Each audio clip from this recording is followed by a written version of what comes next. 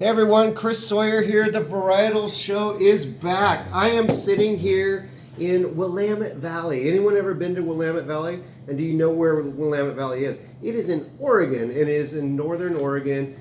It is a magical place. And I am here with my great friends from Stoller. This is Melissa Burr and Jason Tosch. And this is a great winemaker who I've known for a long time, since she pretty much got here to Stoller Family Winery. And we are looking behind us is the vineyards that go up the hill that Jason actually is the vineyard manager and Melissa being the winemaker. We've had a great little afternoon just kind of exploring what they're up to these days.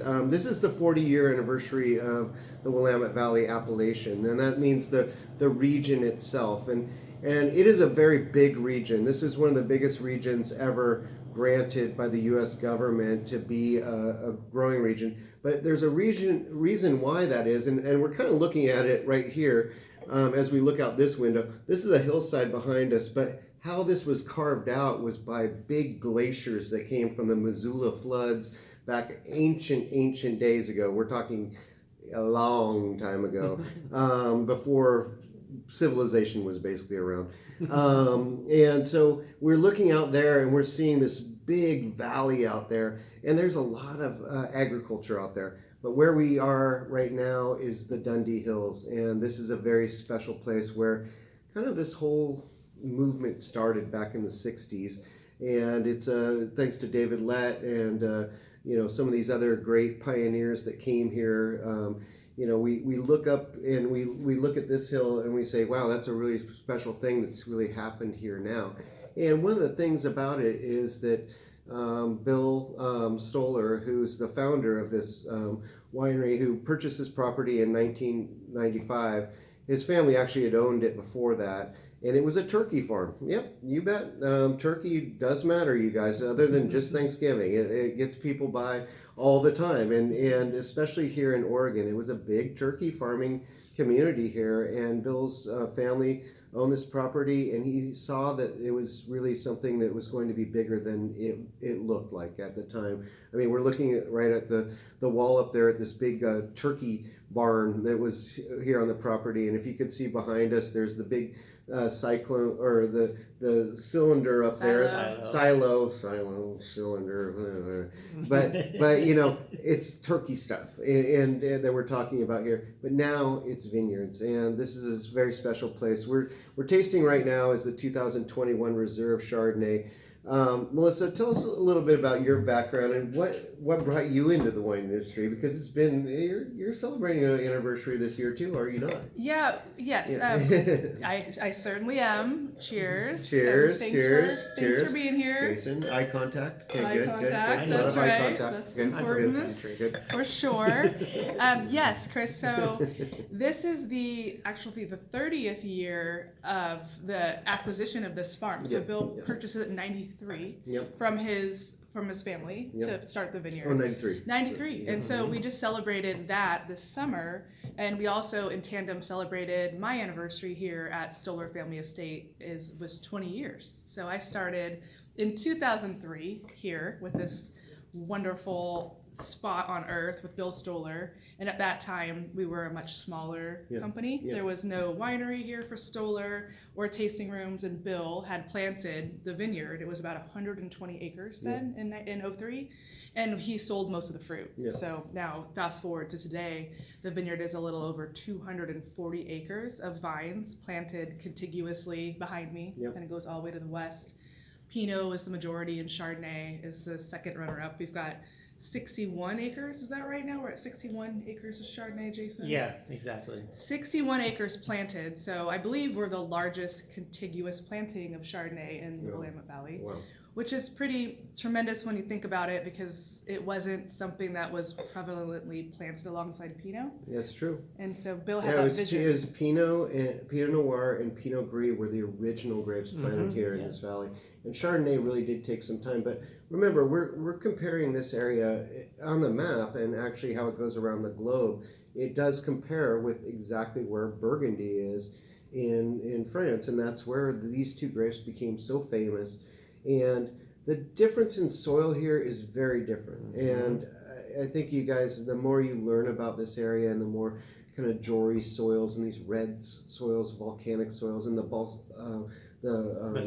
basalt and all these kinds of different things that are happening here, you're tasting it in the glass. And that's the monumental thing. And this hillside behind us, in some cases it does look a little bit like Burgundy where it's a slope, but this is a massive slope, so it's actually going downwards. The angles are a little bit different. This is elevation.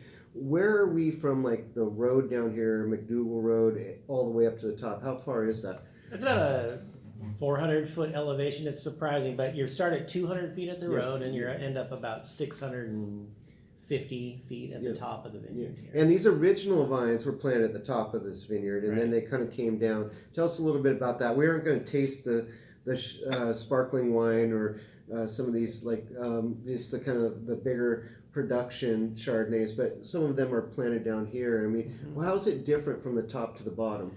Well, you could look at it as sort of a quality gradient. I mean, it's all a very beautiful hillside in its own right, but higher elevations are where our finest, more, smaller bottlings come from. It's the stuff that ripens, on time in its own, pH, TA, bricks all come together with flavor at once, more often at the top. And smaller, it's cooler up there, cooler nights, faster cool down. Also during the summer, warmer up there. Just that angle, that slope. So you have that really nice balance of growing season and climate on the higher elevations without all the settling in cool air during harvest or during the late season, or the hot, no wind, no air movement, lower elevation stuff. A lot more air movement up there. Just more balanced wines come from the higher elevations. Yeah. Amazing stuff. And this Chardonnay, I'm loving it, you guys. It's a really well-balanced Chardonnay. I mean, like, let's just get into it. I mean, this is, we talked about this a little bit earlier, Melissa, you and me, about, there's a lot of different styles of Chardonnay made here in this valley. And they're not, like, it's not the predominant grape. Pinot is, but there's no doubt about that. But, you have some tropical flavors, you have some citrusy flavors. These are more tree fruit flavors, and it's like more apple, more pear, definitely more peaches in here. I mean, why is it so special for you to work with this fruit? Well, I think you touched on it. The diversity of what this grape can offer is really fantastic. I mean, you could make so many different styles of Chardonnay, and including a sparkling wine, which we do. And so that is one thing, but I think just the expression that it shows of this sense of place, of this jory volcanic soil. We get a lot of that tree fruit that we can capture, especially in the cooler vintages. And in the warmer years, we can adjust kind of how we harvest to capture what types of fruit we want, and so that's something that is really special. And I think there's a spiciness here that comes from the soil too, sometimes a baking spice that comes through. And then we were talking earlier about this lime leaf, kind of a kefir lime leaf that is sort of elusive, but we can get that in this Chardonnay from our site. Yeah, and it's not, that's the thing is, like, there's some, especially from California, they're very based on citrus. We're talking lemon is Carneros. I mean, if you don't have lemon in Carneros, then there's something wrong with your vineyard. I mean, that's just kind of what I would say. And I just think that this is still a land being investigated. There's a lot of history of Carneros. This has really got about to the mid-'60s when David Lett came up here and Charles Corey and these Dick Erath and these other people that came up here. And then we got the second wave, there with the Ponzis and the Sokol Blausers and don't forget Doug Tennell and those people that were the 70s and the 80s and Brickhouse. And there's great vision here that really established this.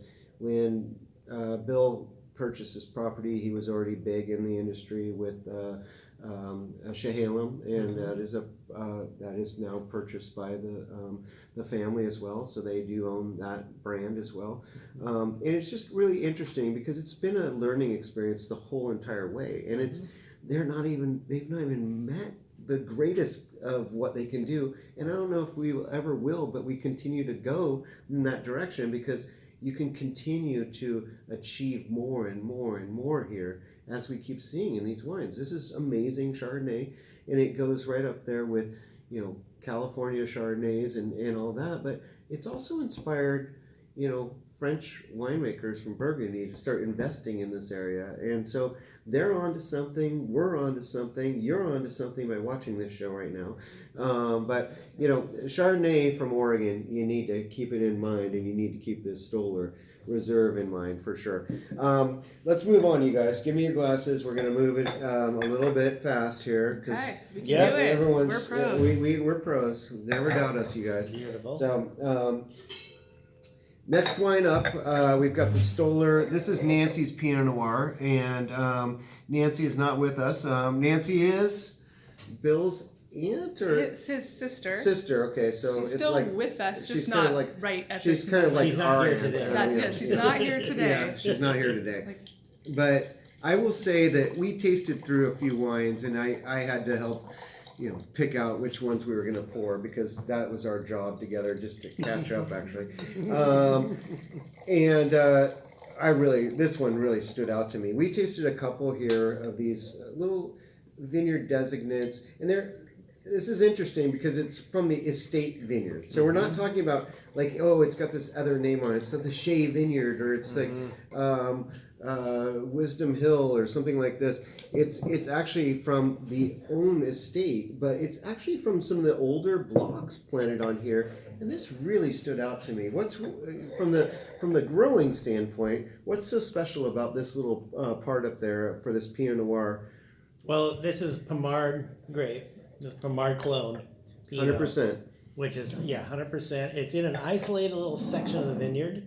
Block 50 is what we numbered it, because there's so many in the vineyard. We've got 100 plus blocks here, or sections, but block 50 is 100% Pommard, planted in the late 90s, and really just isolated from all the elements in some ways, yet it has good drainage for night cooling, and really expresses what I think is just the quintessential Oregon Pommard notes. Yeah.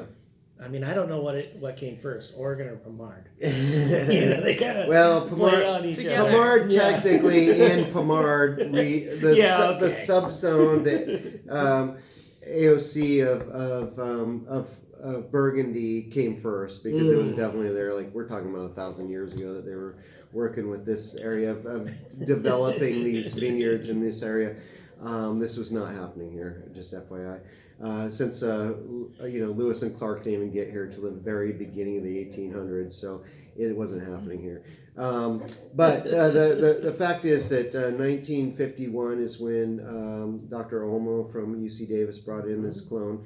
And it's from a specific vineyard in a specific part of Pommard region there, and then it was dispersed, and actually the original pioneers that kind of came up here in the modern times started planting this. And this was, like, you guys might know, if you're real geeks in Pinot Noir, you know Dijon clones. And Dijon clones are basically three letters or three numbers. So it's a 113, 114, 115, 667, 777, 828. They're all Dijon clones. And they came in through this program here at Oregon State University. And it's a really great program, but they weren't the first ones. They came in because they're shorter, they can ripen a little bit faster, they have different flavor profiles, and there's stuff that they make that's got a little bit of this stuff in it. But Pommard, it's just being patient with it and watching how it's matured and how these vines have matured. It's really paying off, and this wine is all about that payoff.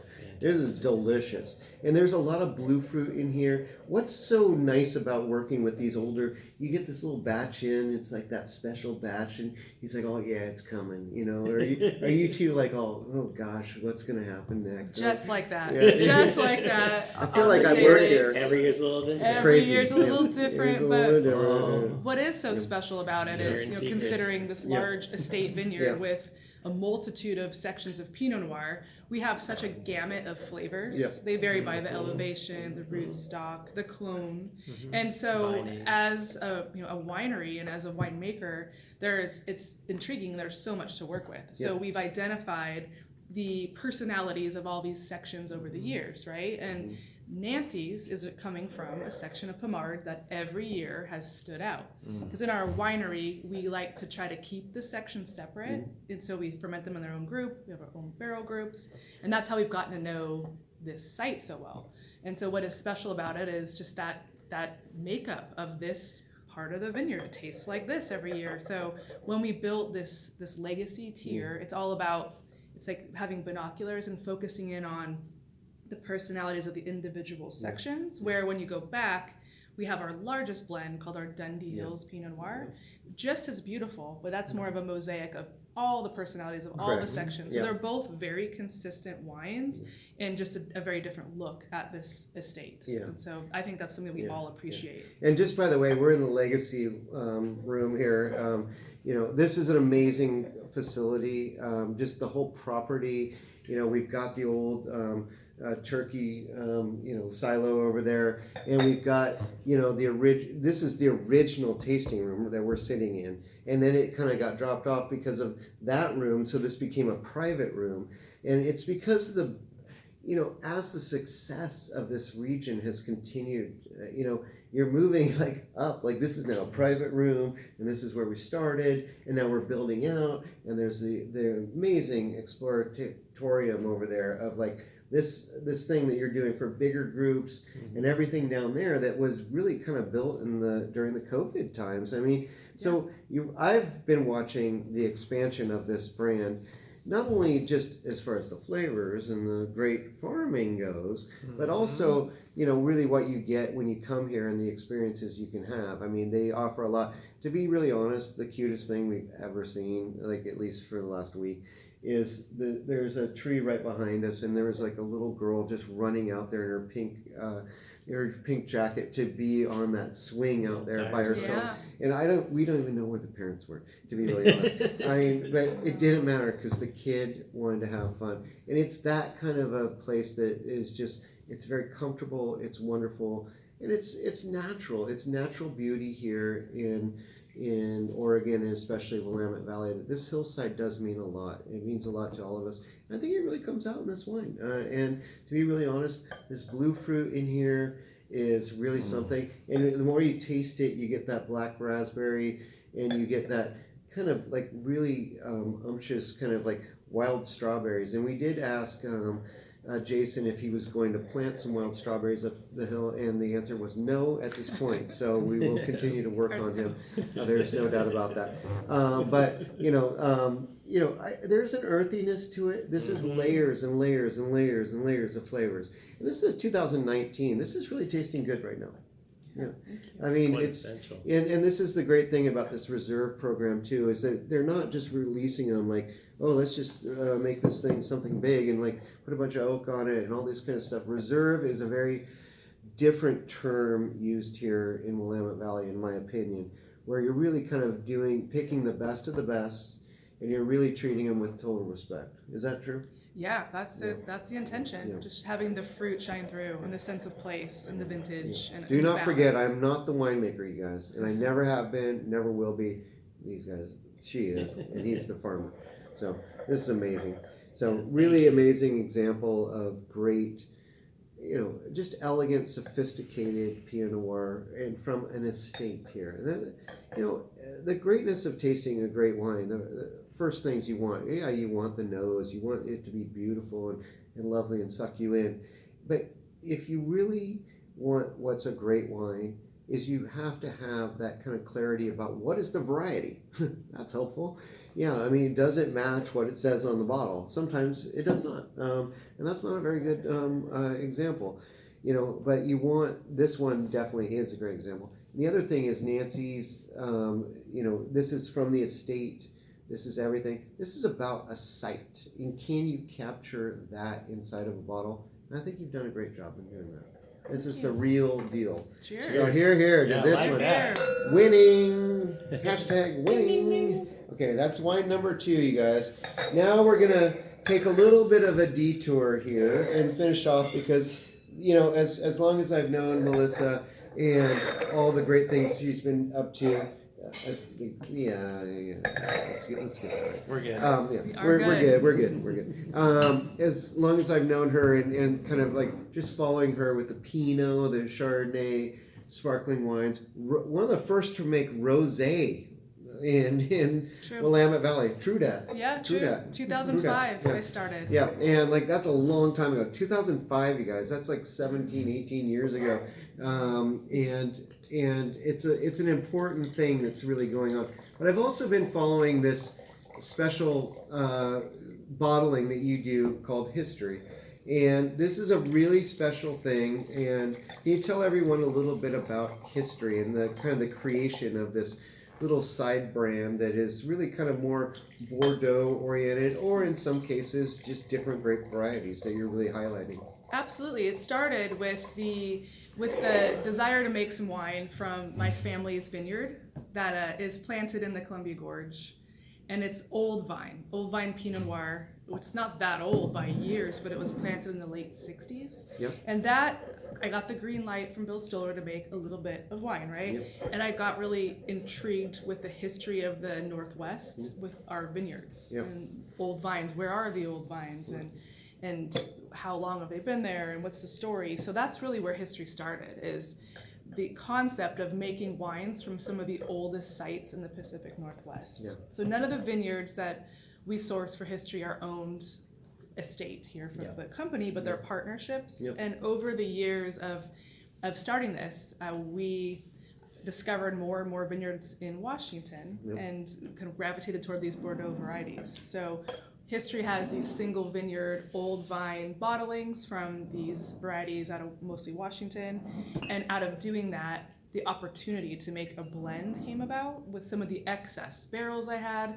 So for instance, in this History bottling 2020 red blend, there is a vineyard called Cold Creek that's owned by Chateau Ste. Michelle. It's the very first vineyard they planted when they searched the state of Washington to start their company. And this Cabernet Sauvignon that's sourced for this is their original block, planted in the early 70s. Yeah, so that's what the red blend is about. I partner with some impeccable growers in Washington and make an approachable Bordeaux blend that has these old vines in it. And it's been Well, this is great. You know, this has got a lot of Cab and Malbec. Those are the two biggest grapes in here, but it's 70% Cab. And, you know, there's something very special about Washington and that area there. And you guys would be surprised. You go to Washington, you're Walla Walla, and there's certain areas where you just drive across an intersection and you're like, oh, now you're in Oregon. Like, what? Yeah. Huh? It's a little You're confusing. like, and it's all because of the Columbia River, actually. Right. And it's about the power of that and how it kind of, Washington has a lot more of the Columbia River in the north or the southeastern part of it. And it's kind of interesting because actually if we were to go directly past Mount Hood or Bend, it gets really deserty in Oregon. Up there it's still wet and it's still got this amazing agricultural zone because you got water. I mean, that's the thing. You got to have water for plants. And this is a special area, and I think that Cabernet Sauvignon up there is a very good grape to grow up there. It's also Merlot. We love Merlot, and you and me, Jason, and we're big fans of Merlot and Cabernet Franc. And still, like, if you guys ever taste really good ones, you'll understand where we're at. I mean, because they can be amazing. Truly. But I think that the fact is that this is just an amazingly well-balanced wine, and that's why you just categorize it as red wine blend, and it's exactly it. It is a Bordeaux style. But this is a great example. What else are you doing with this program right now? With History in particular, we have a bottling from the Cold Creek site by itself. We sourced some really amazing some Sauvignon Blanc from the Dalles, which is Columbia Gorge, and it was planted in the early 70s, and the couple got the cuttings from Dick Erath. And so it's really interesting proposition. They moved to the Dalles because they wanted to plant grapes in the 70s, and people thought they were crazy. And meanwhile, there's this Sauvignon Blanc out there. There's very little in Oregon. And that is part of the History program. And there's other single vineyard varietals. There's a small wine club that gets these bottlings, and it's growing the different single vineyards, but it's just a really intriguing proposition for for me and for the company too, to get outside the Willamette Valley and get out into the Washington and other parts of the state and source these varietals that we can't necessarily grow here with our climate, and it's a complement to this area and to our customers. Yeah, and I think that's a really important thing there. Willamette is very great as far as cool climate conditions are concerned. Yeah. I mean, if it gets hot here, like, whoa, this is crazy.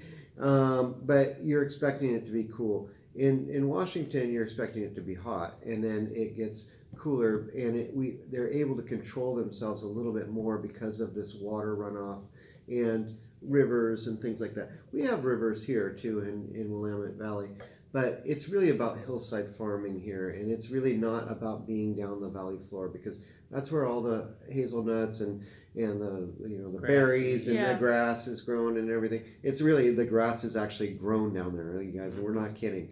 It's actually grass for turfs for amazing golf courses. The whole U.S. Basically, the whole U.S. actually relies on this. If you're a golfer, you do know Oregon, even though you've never been here. You've been on Oregon. You've been on Oregon turf, actually. So it's kind of an interesting thing. But I just think that this is to me, Stoller is one of the great examples of one of those family-owned brands that really represents Oregon and Willamette Valley in particular. And as we break it down into an estate vineyard in the Dundee Hills. And this is exactly what this sub-appellation is. It was part of the big one that was granted in 1983. And this is the 40-year anniversary of that. It's the 30-year anniversary of the purchasing of this property by Bill Stoller. It's the 20-year, or it's 20 year for you. For you. Me, and for Jason and I don't know when we became friends, but we've been friends for a while, so that's our anniversary too. More than a decade. Yeah, and we'll drink these wines as much as we can because they're delicious, you guys. And so this is Stoller Family, and this is the history one that is a different brand that is part of the Stoller Family portfolio. I like them all, and I can't wait to taste more. But cheers to you guys, and thank you so much for having us here, you guys. Definitely cheers. Cheers. The Varietal Show will be back. See you again next week. Cheers. Cheers. Yay. Yay.